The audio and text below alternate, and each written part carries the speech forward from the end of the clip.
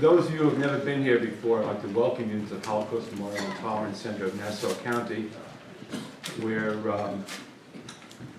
we try to teach young people and adults about the history of the Holocaust, and then what we call the lessons of the Holocaust.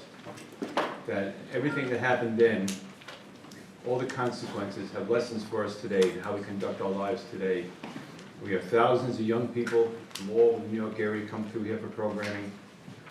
We train Nassau County and Suffolk County Police as part of their training come through here, doctors, lawyers, nurses, and others. We're very, very proud of the work we do. If you haven't had a chance, I hope afterwards, I'd like to invite you to go into our museum, which will give you a pretty good overview of what happened during that terrible, terrible time. And also, if you have some time, over on that side of the building is our Children's Memorial Garden, dedicated to the 1.5 million children who died in the Holocaust.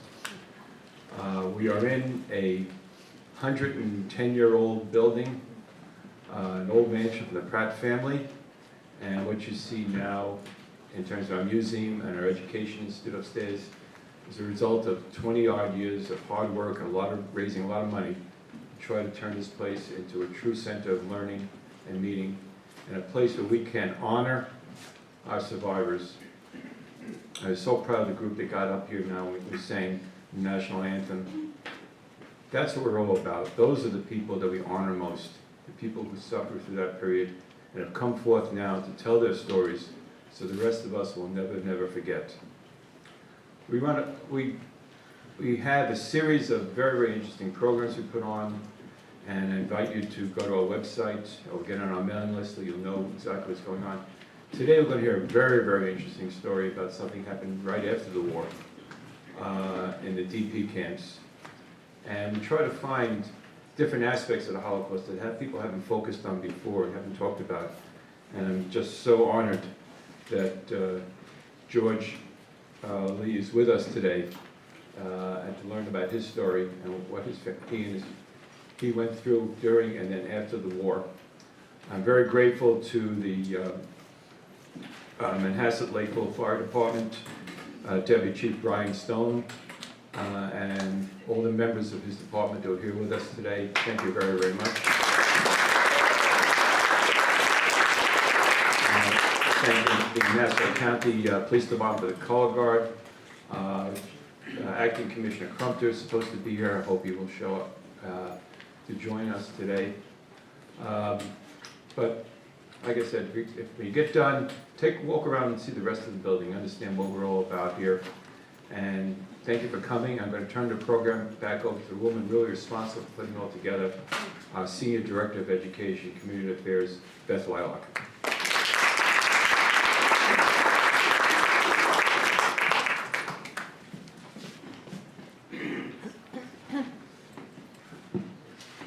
Thank you, Steve.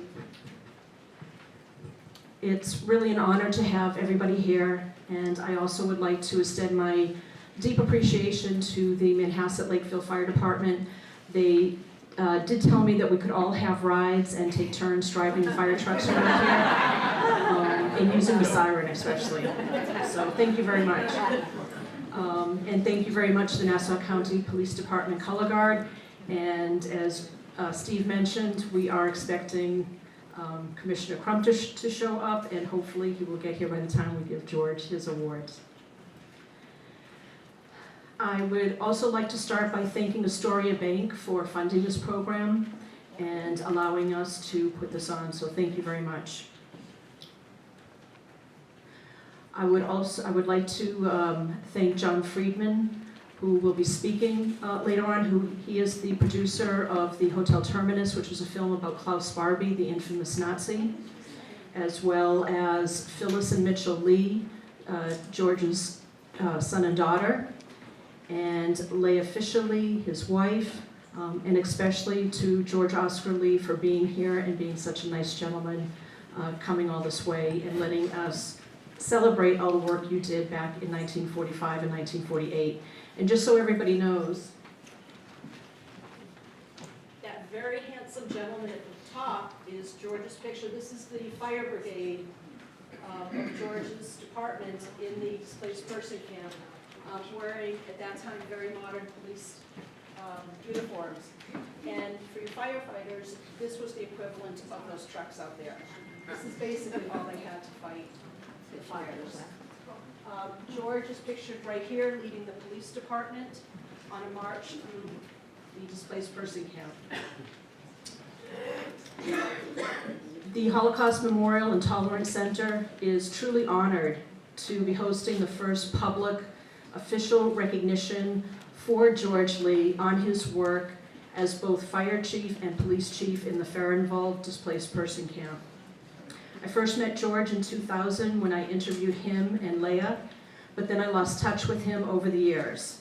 I was absolutely thrilled when his daughter Phyllis contacted me several years ago and informed me that George was now living on Long Island. And I knew at that moment we had to create a program to tell the public and teach the public about this time period, which very few people know about, when the survivors were gathering together in these refugee camps and trying to form a society, trying to rehabilitate, trying to get back to a, quote, normal type of life after so many years of horror. When Nazi Germany surrendered in May of 1945, at a minimum, there were 7 million displaced Europeans in Germany. There were approximately, and they had been displaced by war. There were approximately 250 to 300,000 Jewish Europeans who had been displaced by the Holocaust, not by war, but by genocide. The Allies immediately began to assemble and to create refugee camps, which they termed displaced person camps, or DP camps. The first one opened almost immediately after the war, and the last one closed early 1957. So the last DP camp that held Jewish survivors didn't close until 12 years after the war ended. It's the same amount of time as Nazi Germany existed, which is just an incredible thought to think about people being, having the Holocaust era spread out into 24 years for them. Repatriation was the primary goal at the beginning of the Allies, get Europeans home to their home countries as quickly as possible. But for Jewish survivors, this was not a viable alternative. When they went back to their homes, they found that their houses had been completely ransacked or taken over. They were beaten. They were questioned as to why they survived. And there were many murders and pogroms after the war.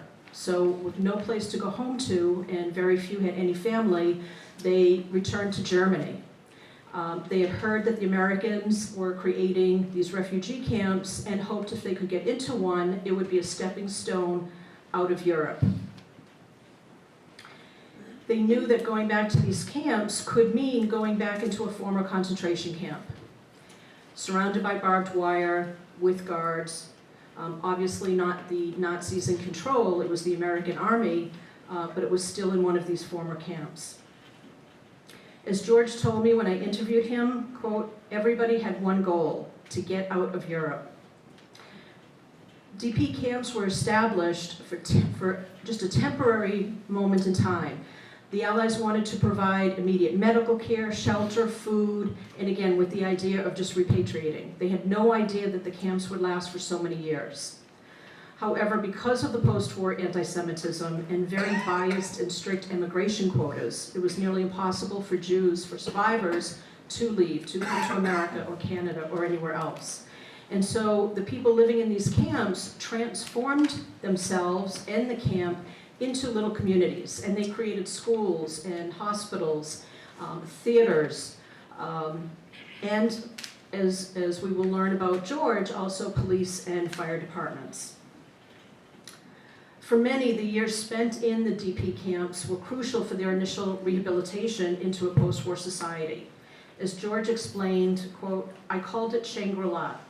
People couldn't understand why. You see, like Moses when he took the Jews out of Egypt, he needed 40 years to go through the desert in order to leave the slave mentality and to come to a free land. And this was George's experience. He needed that buffer zone, as did many other survivors. In June of 1941, even though the World War had been going on for 2 years, the war intensified when Germany invaded Soviet territory, and that was the area where George and his family was living. When they invaded, they also brought with them the Nazi killing troops, whose main mission was just to kill Jews, every single one from infants to grandparents. George's mother begged him to leave, go east, into Russia. He did end up leaving with his father, an aunt and uncle, and a cousin. His mother and sister believed that they would be safe. During World War I, when the Germans invaded, they did leave women and girls pretty much alone and were safe. Unfortunately, the Nazis were not of the same caliber of the German army of World War I, and his mother and sister were killed. They fled to the Ural Mountains, which is kind of the mountain range in between Europe and Asia. They were separated.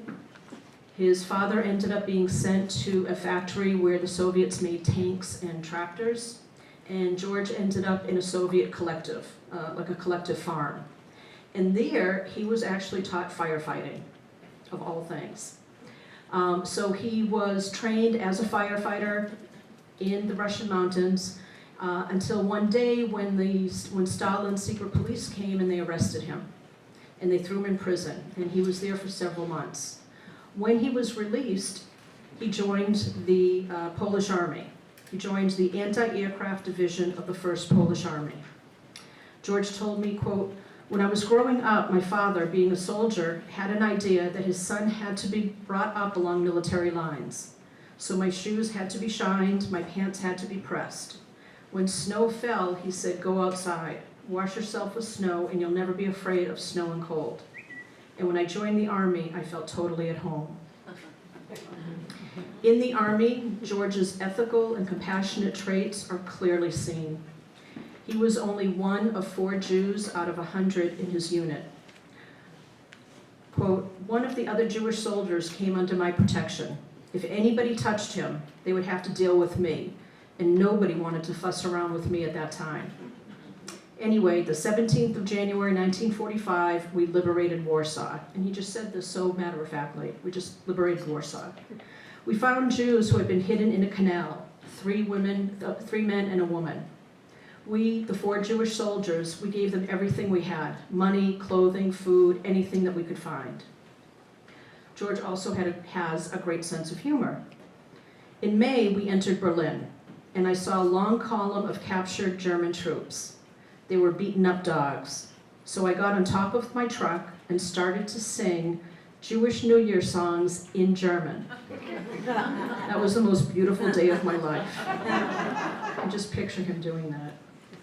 When the war ended, George was one of the many that had heard about these American DP camps, and so he made his way to the American zone. The camp he ended up in was just south of Munich, and it was called Fehrenwald. During the war, it had been a compound for slave laborers of a Nazi corporation. And then after the war, for the first few months, it was a refugee camp for everybody and anybody, Jews and non-Jews. And of course, there was a lot of anti-Semitism, fights, a lot of violence. So by October of 1945, the Americans separated, and this Fehrenwald became just strictly a Jewish camp. On the second day of being in the camp, George heard someone yell fire. I can't say it in Polish as he heard it, but he heard someone yell fire, fire. A woman had been cooking on an electrical stove and it caught fire. So as other DP residents were running out, George just immediately and instinctively ran in, saw the fire, pulled out the plug, extinguished it, looked around and asked, "Where's the fire department? Don't you have a fire department?" And they said no. He said there was his description of the fire, there was a little smoke, a little fire. I mean, how can any fire be little? So I went up there, pulled out the wire, and put the fire out, no big deal. When he heard that there wasn't a fire department, he was actually really glad. He had a lot of chutzpah, and he went directly to the camp commander and said, "I want to create a fire department." When the director asked him what he needed, George thought, What the hell do I know what I need? Then the director asked him, how much do you want to get paid? And George thought, what the hell? How do I know how much I want to get paid? The director offered him a carton of Camel cigarettes per week. Now we have a different opinion of cigarettes today, but back then, in Europe at this time, cigarettes were worth more than gold, more than diamonds. There was nothing of more value. And the cigarettes were Camels. George described them as the it brand. They had even the most value. The director asked him, how many people do you need? George had no idea, so he said 8. Not 7, not 9, not 10, he just said 8. So he went outside and looked around for guys his age. He was only about 18 years old. And he went up to some guys, said, look, I'm putting a fire department together, I'll pay you in Camel cigarettes. They just immediately signed up. So within 2 minutes, he had his firefighting team. As the fire chief, it was George's responsibility to organize equipment. That was their main equipment right there. While he's looking through the camp for anything that he can find to use in the fire department, he found an old ping pong table, and he claimed it for his men. What he didn't realize at the time was that that ping pong table would make the firehouse the main recreational center in the camp. And every time there was a dance or any type of event at the camp, the firefighters also had the duty of supervising the occasion. George's firefighting training in Russia and his military experience with the Polish Army provided the skills and knowledge that he needed to turn these Holocaust survivors who had come through such horrors into brave and very professional firefighters. When a fire started outside the camp, even though it wasn't within their purview, he and his men still went out. And George said, we would simply take the hoses and hose it down. Nothing major happened during my watch. The extraordinary actions of George to create and train a professional, competent fire brigade cannot be understated. Contrast this with the fact that beginning 2.5 months after the war, the American Army established police and fire institutes throughout the occupation zone of Germany, but these were only for Germans. Jews could not enlist, could not apply. Their instruction consisted of classes on price control, juvenile delinquents, property protection, traffic control, use of weapons, preservation of wildlife, confiscation and searches, hunting, criminology, and first aid. Price control, preservation of wildlife, confiscation and searches, hunting, these were all directly related to controlling black market activities.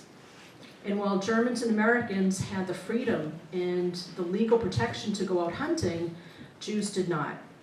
And it was actually illegal for them to try and supplement their food rations by doing this.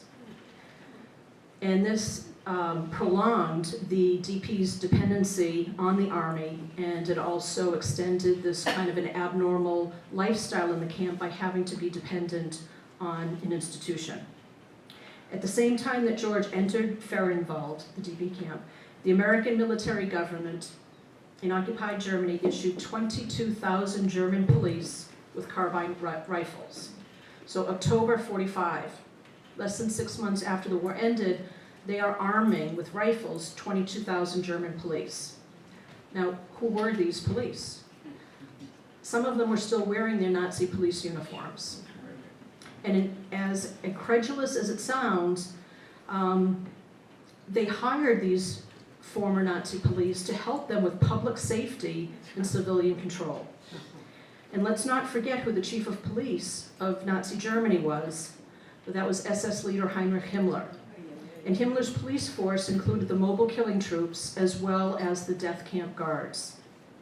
When Germany surrendered, Nazism did not simply evaporate, and the American campaign of denazification was completely ludicrous. There was no way that overnight you could take away someone's hatred and anti-Semitism and all that that implied. As George stated, I knew that German policemen were formerly with the Gestapo. One day, German police, together with American MPs, surrounded the camp to stamp out black market activities. You must remember, for the people who were in concentration camps, Being surrounded by German police was a bad, bad experience.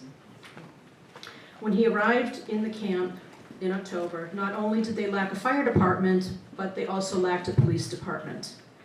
George explained there were a couple of guys there, but they were just regular guys, so they needed some military structure. I would take all of them, line them up, and make them march. Left, right, about face. And this stuff put something in them, and they stood straighter. He created a police force of between 40 and 50 officers. And his force faced quite unique challenges. The residents in the DP camp, and this is going to sound very familiar, but they came from many different countries, didn't share the same language or customs, came from different educational backgrounds, social economic backgrounds, different levels of education. However, there was one common thread among them, and they had all suffered significant trauma under Nazism. People came from concentration camps, some had been partisans or in hiding, children had witnessed the murder of their parents, and girls and women had suffered sexual atrocities. People had survived by stealing food and could not shed this behavior just because the war had ended. The definition of crime had been inverted under the Nazis. The Nazis legalized mass murder, and conversely, stealing food was survival. It was not criminal. The abnormal life in the DP camps was exacerbated by the confines of the camp. They were surrounded by barbed wire or other fences, American and German guards, and in the early years they had very limited travel, communication, they lacked phones, mail, and had very little opportunity for legal employment. They also didn't know about their future. They were stuck in this limbo, not being able to emigrate and not wanting to stay in Europe. The DP community that his police oversaw, there was a lot of boredom, despair, and depression. Common crimes in the camp included drunkenness or stealing. George said, "We didn't have a jail. We had rifles, but no bullets. We didn't have any right to arrest, but we would keep somebody who was drunk in a room, and then we keep him overnight until he sobered up." In contrast to the German police, who were immediately rearmed, Jewish police were not allowed to even carry guns until July of 1946, a year after the war ended, and they were never permitted to carry bullets. Despite American regulations to the contrary, German police entered DP camps under the pretense of search and seizure for contraband, but they were really violent, terrifying raids. Camp residents would resist, but the end result would usually end up either in the death or wounding of the Jewish DPs. The violence against the Jewish DPs by German police became so problematic that in 1947, the Office of the Director of Intelligence for the American occupying government enacted a new regulation. The German police may arrest Jewish DPs outside of camps, but may not enter a DP camp to arrest an inmate except in the case of certain crimes. This new regulation meant nothing, because the German police were still permitted to enter camps, quote, in the case of certain crimes. That was so vague it could mean anything. Black market, they could just make up anything they wanted. There was no due process whatsoever. But they also included, the Americans also included that word inmate, and they referred to the Jewish DPs as inmates. If the American military government viewed them as prisoners, viewed the Jews as prisoners, how could the Germans do otherwise? It's not surprising that throughout the entire displaced person era, German police committed murder and other acts of violence against Holocaust survivors in several of the Jewish DP camps. This is not a subject that is often talked about or put on exhibit in Holocaust museums. George was lucky. He immigrated to New York in 1948, and despite the horrors of the Holocaust in the post-war years, the majority of survivors are like George, kind, generous, successful, and blessed with a legacy of children and grandchildren.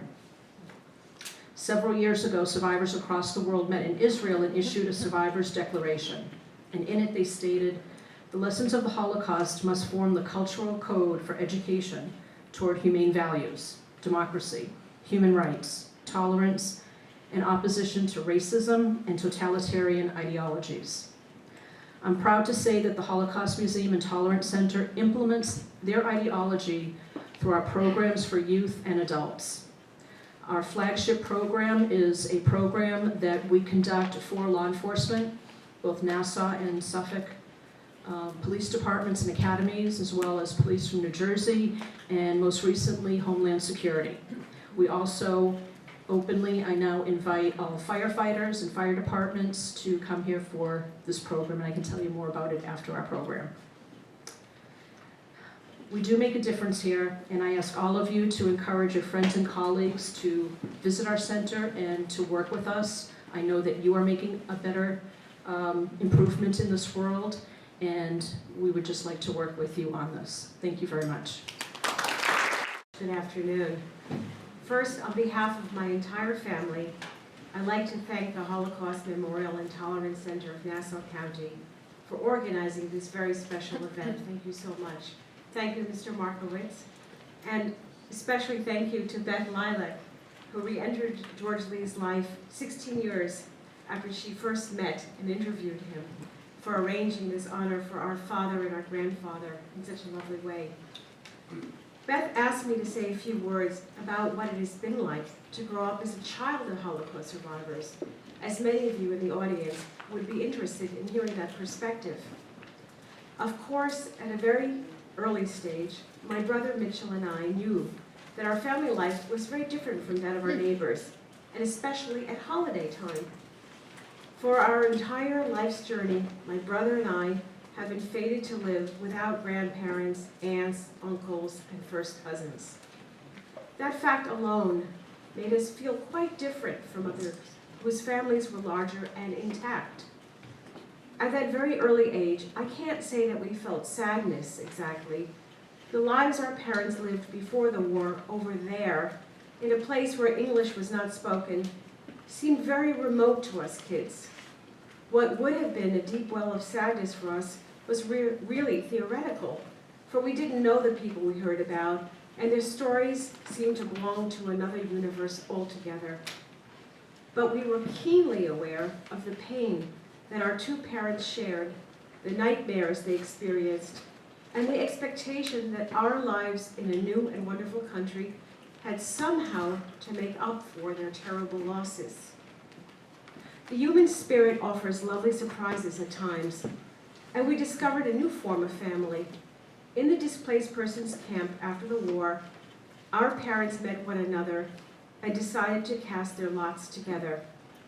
Many others did the same, and they found one another and became relatives, if not by blood. Our parents had a large group of friends, all survivors, who would gather together Saturday nights for parties and then summer together up in a bungalow colony in the Catskills. There, Vatska and Bianca and Charlotte and Irene and all the others would be our aunts, and Dudek and Marian and Karl and Yasha would be our uncles. And of course, their kids were our cousins. And that brings me to the message of today's gathering, and to the lessons that my brother and I began to absorb as we grew older. Decades later, these lessons still guide our lives.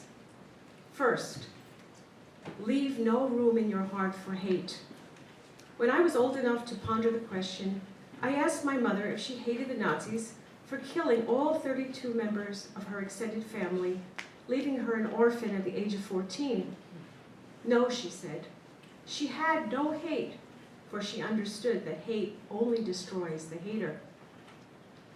Second, in spite of the evil that truly does exist in the world, there are good people. Your heart must stay open, even when there seems to be no hope. Both our parents survived extremely difficult situations, often because a kind stranger appeared just at the right moment. Third, do good and help heal the world. The words "never again" cannot remain just a slogan. For me, that translated into a career at the United Nations. As head of advocacy for our international humanitarian operations, my job was to expose crimes against humanity to the world. Not an easy thing. But there was one gratifying moment when I was able to help stop the killing of civilians in a forest in the Democratic Republic of the Congo. I could not change the past, of course, but at least I was able to help some families in my own times.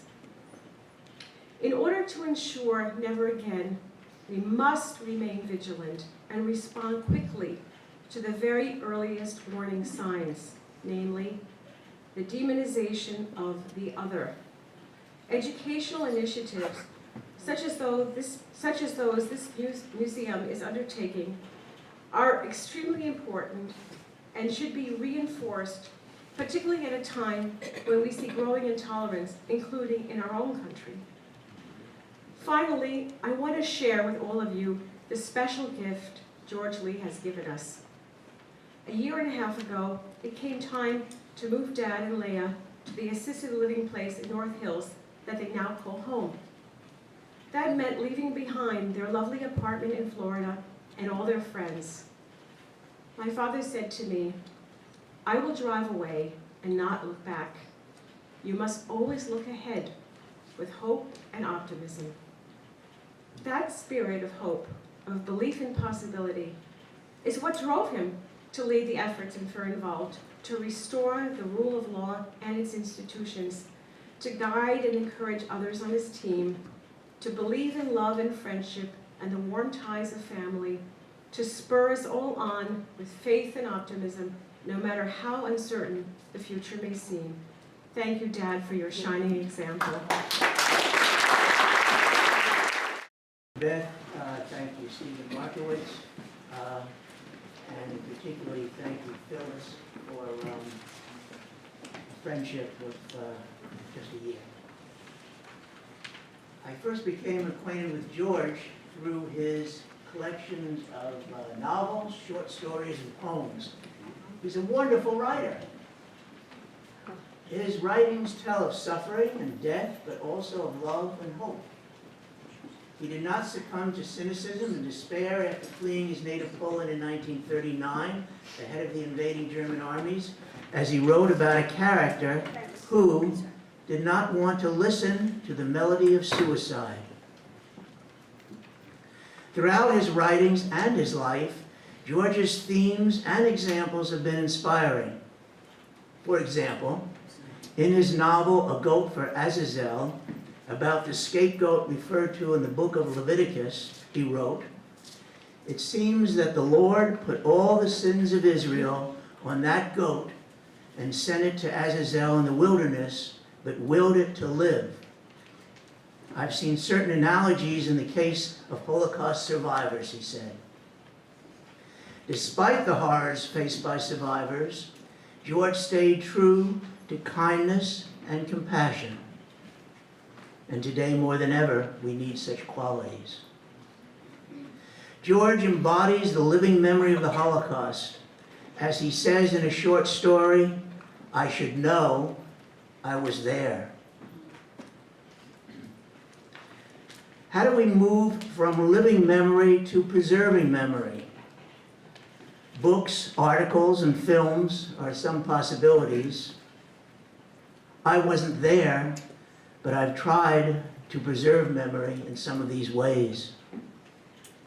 I've devoted my professional life of some 50 years to writing and making films about the Holocaust, because I believe it's probably with the experience of Moses on Mount Sinai, the greatest experience or the saddest experience, obviously the most tragic experience that has ever befallen the Jewish people.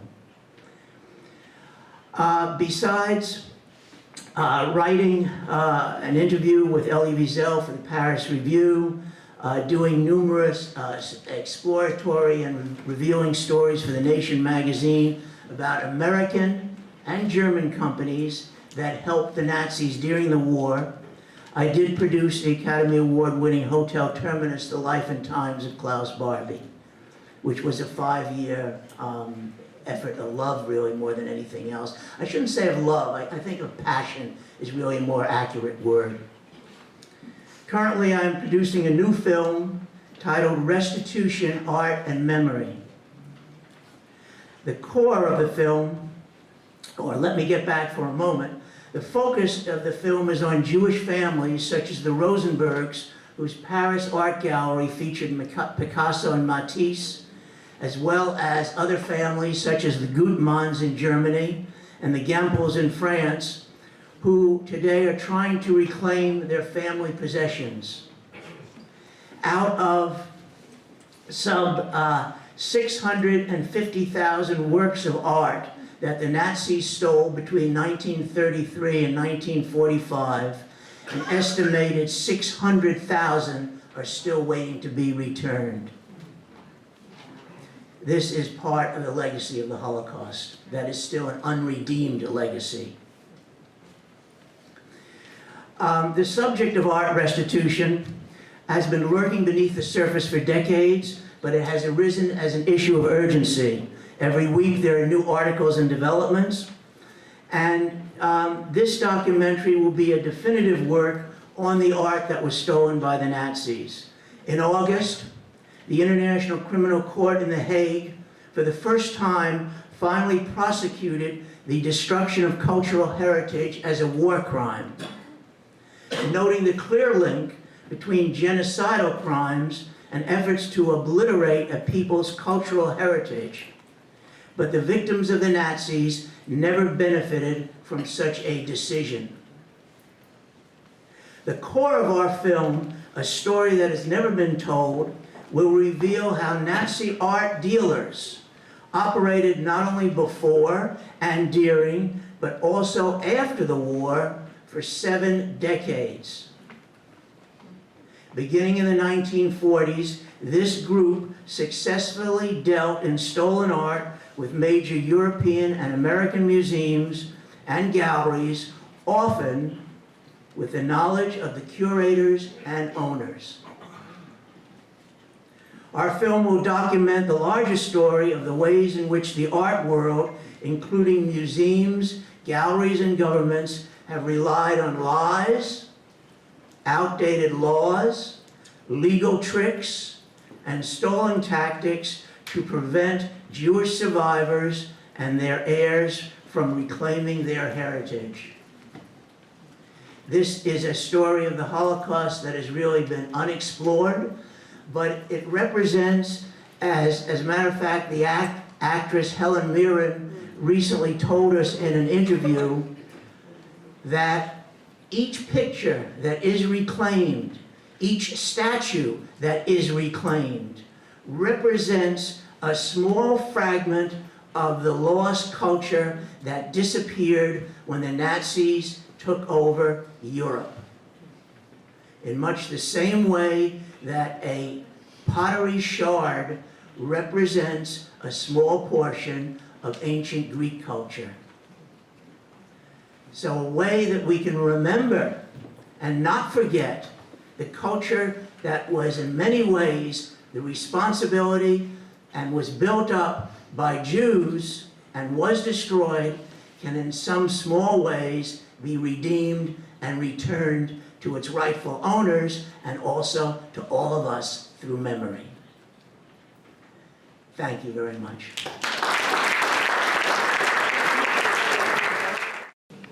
George, did you ever return to Europe after coming back to the United States? Of course. Did you? What was that like? I went to the city I was born, city of Drohobych, London. There was a Ukrainian family living there. She says, first thing she says, did you come to collect your apartment? I says, no, I don't need it. I went to the States, I had it 100 times better. Everybody wants to go to say.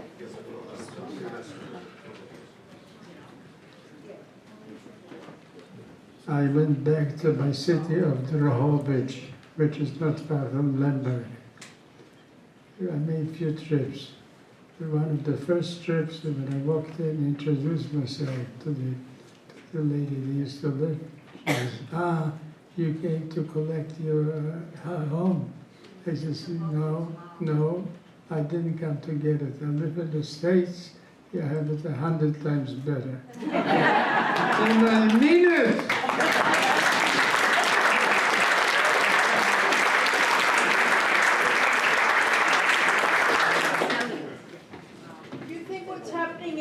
country is reminiscent of what happened in Germany?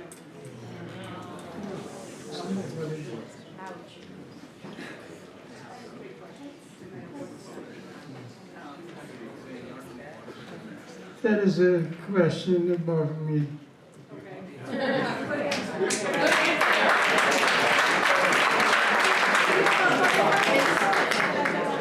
question from our firefighters? Don't be shy. They're shy. I would like to tell you a very good story. When I was a fireman in DP Camp Fairbank, we had a guest, a guardia, Mayor LaGuardia. And we showed them how this firemen rescue people and so on. And to my surprise, he spoke better Yiddish than I did.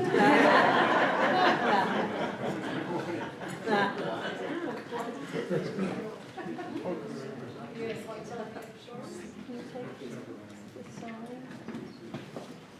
Invite me for Christmas, well, I'll tell you the story.